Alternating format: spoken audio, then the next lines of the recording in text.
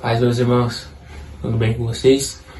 Vim aqui trazer hoje uma palavra que o Senhor falou no meu coração, que eu estava meditando esses dias no livro de Oséias.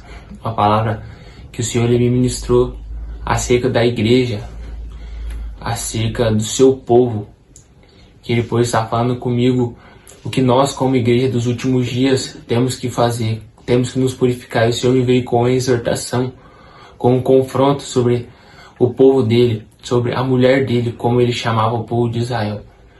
E essa é uma palavra que serve para nós no dia de hoje. E é algo que eu tenho que falar para vocês com muito temor. Amém? Está lá no versículo 2.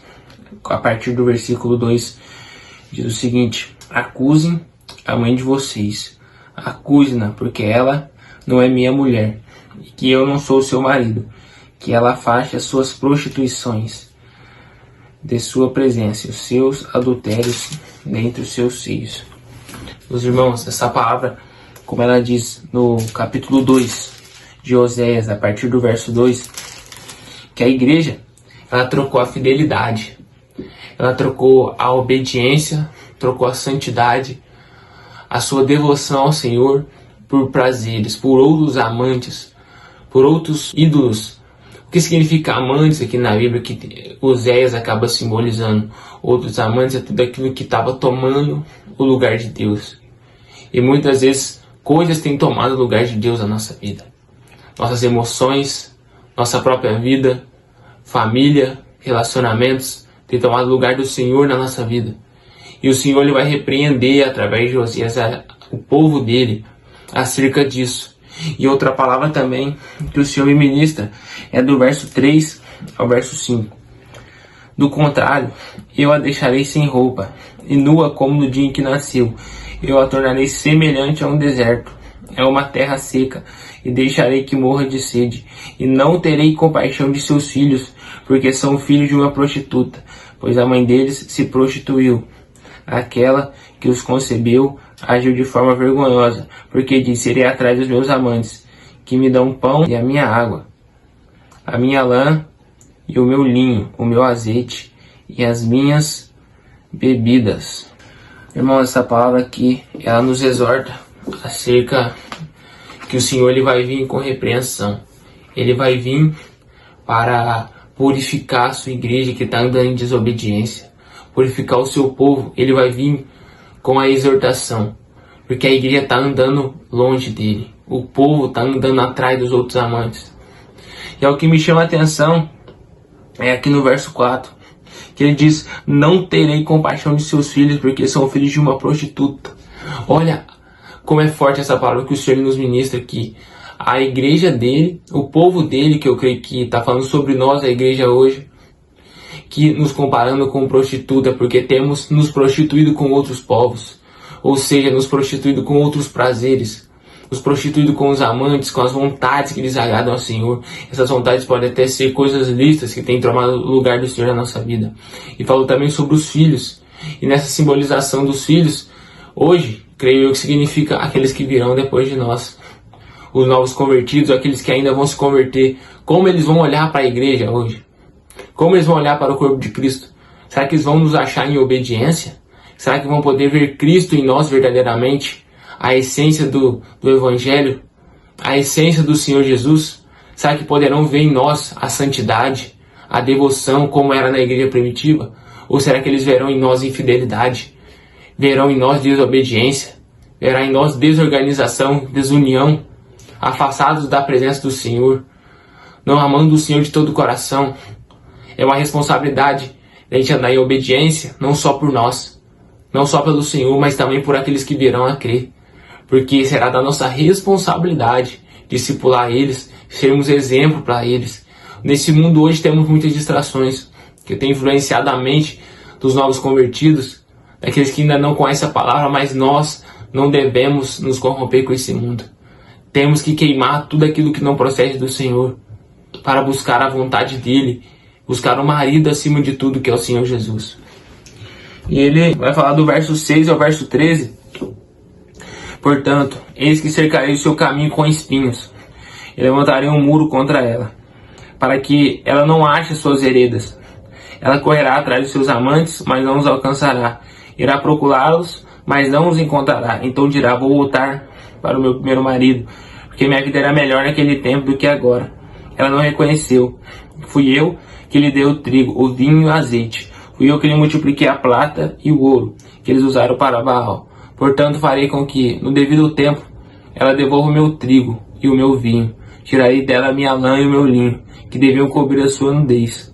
Agora descobrirei as suas vergonhas aos olhos dos meus amantes, e ninguém a livrará da minha mão. Farei cessar toda a sua alegria, as suas festas, as festas de lua nova, os seus sábados e todas as suas solenidades. Devastarei as suas videiras e as suas figueiras, das quais ela diz: este é o pagamento que recebi dos meus amantes. Farei com que virem matos, os animais selvagens a devorarão. E eu a castigarei pelos dias dos Balaíns, nos quais lhes queimou incenso e se enfeitou com seus pendentes e com suas joias, e andou atrás de seus amantes. Mas de mim se esqueceu, diz o Senhor.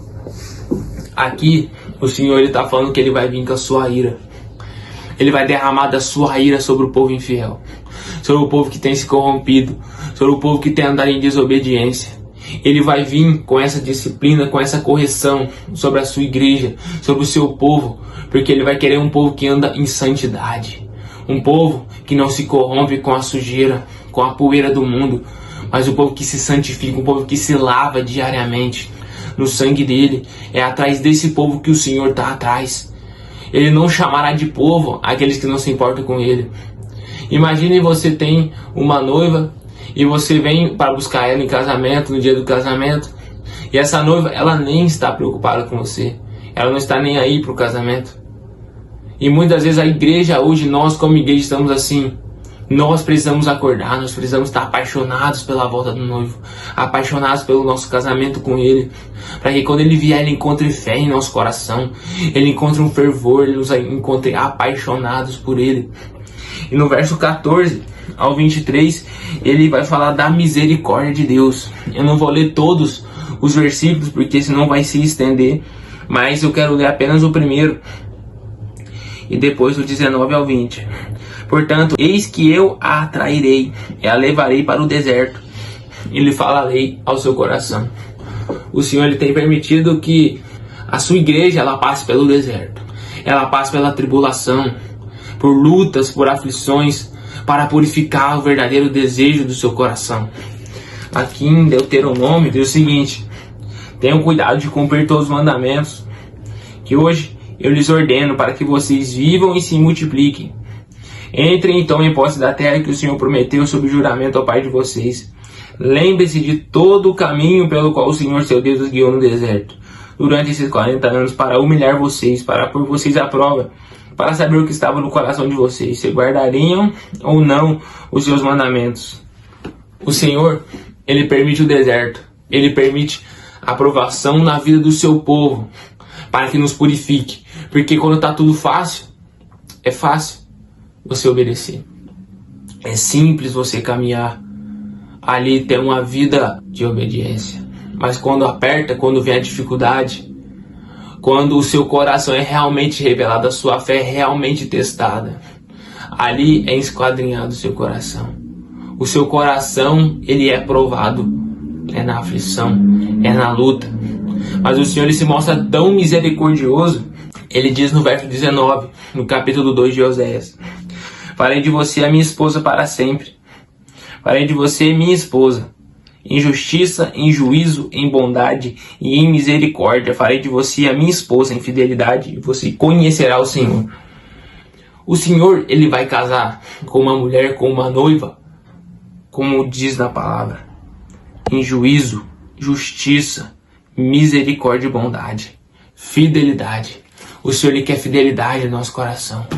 Ele está falando para a igreja dele acordar, para a igreja dele se voltar para a santidade, para a igreja dele se voltar para a obediência. O Senhor, nosso Deus, ele é ciumento. Ele preza, ele tem zelo de nós. Ele tem zelo pela nossa santidade. Ele não quer que a gente se corrompa com os outros prazeres. Não é tempo de perder tempo com as coisas banais desse mundo. É tempo de andar em santidade. É tempo de nós andarmos em obediência e nos arrependermos dos nossos maus caminhos. e clamarmos por essa geração, clamarmos pela igreja, para que nós possamos acordar e para que o noivo nos encontre em santidade e em fidelidade a Ele, de maneira santa, uma igreja pura, uma igreja virgem, uma igreja santificada, que não se corrompeu com outros amantes, mas uma igreja lavada e remida no sangue dele. E essa palavra que o Senhor lhe ministra ao meu coração, que Deus possa estar abençoando a vida de cada um, que vocês possam compartilhar esse vídeo com o máximo de pessoas que vocês puderem, que vocês conseguirem. Já deixem o like e que o Senhor possa abençoar poderosamente a vida de cada um, em nome do Senhor Jesus. Maranata, até que o Senhor venha. Amém.